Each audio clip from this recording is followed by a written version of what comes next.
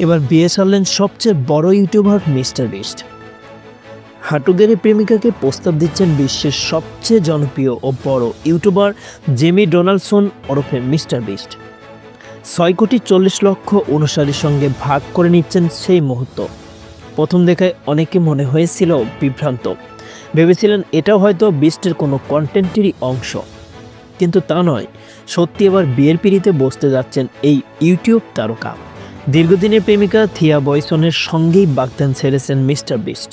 অনেকের কাছে পরিচিত মুখ হলেও বাগদানের পর নতুন করে আলোচনায় এসেছেন বয়সন।